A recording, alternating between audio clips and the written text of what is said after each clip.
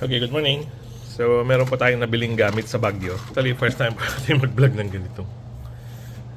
Mga gamit. Pero, gamit pa rin kasi siya. Pero sa pansarili.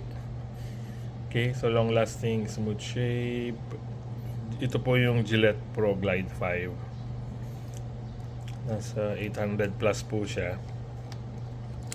Kung titignan natin, medyo may kataasan yung price niya para sa pang-ahit. Pero bakit po tayo nag-try nito?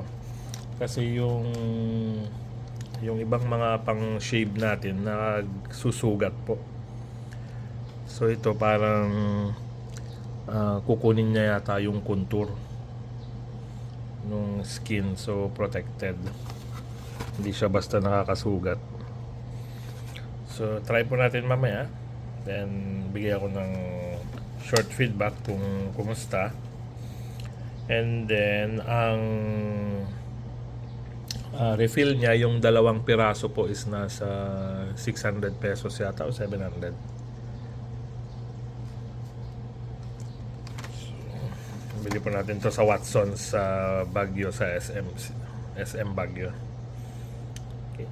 Anyway, kahit na medyo may kataasan po yung presyo niya, ito naman po yung mga bagay na tumatagal ng taon bago magpalit.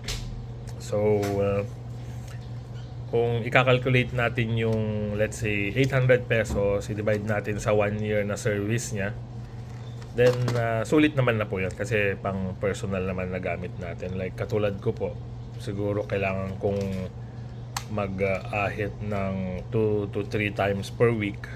So, ang service niyan is, sabihin na lang nating 3.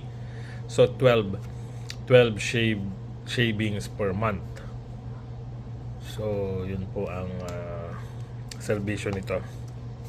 Kagandahan po nito, meron na siyang protector na kasama. So, i-unbox natin and pakita ko po sa inyo. Okay. So, check po natin.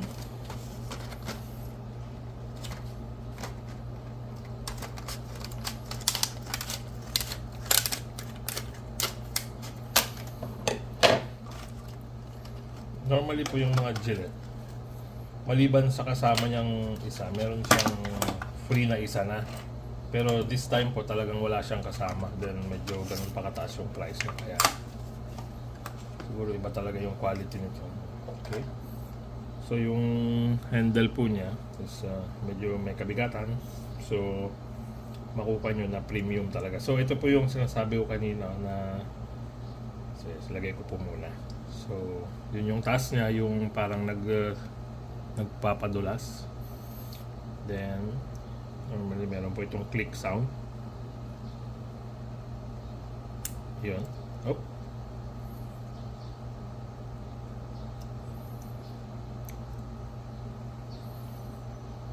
Okay. Yun. So, maririnig niyo po yung click sound. Ito po yung sinasabi ko na meron siyang nag-glide siya.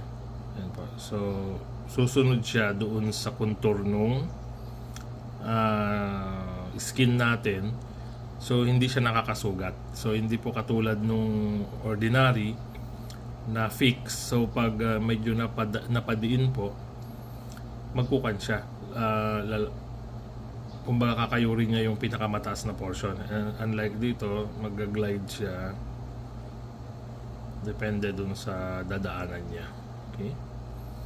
So, ito ang kagandahan nito. Okay, so, yun po yung spring load niya. Parang isang stainless steel na gumagalaw doon. Okay, then maliban dito, meron siyang protective covering. Okay. Okay. Okay. So it's na-meant pala na talagang baliin yun para matanggal mo to. And later, ito na ang lalagyan niya.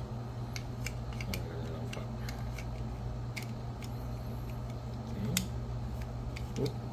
So dito pa. Yan. Okay. So protect na siya, may ventilation para matuyo. Tanggal yung tubig. Ayan, plastic po ito pero rubberized itong kwan niya, surface finish. Ang ganda po. So talagang kwan po, ina-expect natin yung quality. Expected yung quality niya para sa price point niya na 800 plus. So sulit naman po siya sa material pa lang. Okay? So try po natin mamaya, then update ko po kayo. Rubbery din po rito para maganda yung grip. So marami siyang grip para hindi basta mabitawan. Okay? So yan po ang ating Gillette Pro Glide 5 unboxing and checking. Okay? Thank you po. Okay, so ito na po yung update natin sa ating Gillette Pro Glide 5. And masasabi ko po para sa binayaran natin na 800 plus, sulit na sulit po ito. And talagang pangmatagalan po itong itong shaver na to. Yung pag-glide po niya, talagang kumbaga swabe. Medyo pinong-pino siya, and then habang nagka-cut siya ng bigote, parang wala po sa sobrang talim niya. Parang hindi nararamdaman na yung parang nangihila ng buhok. So dito po talagang diretso yung cutting niya. So 1, 2, 3, 4, 5 blades po yung nagka-cut habang kinukan natin, pinang-aahit natin. Okay? So highly recommended po ito sa gusto ng quality na pang-ahit and pang po ito, pang matagalan. Sa quality build pa lang niya, sulit na po sa price point niya. Okay? So mag-update po ako ulit nito after siguro 6 months kung kumusta na po yung performance niya.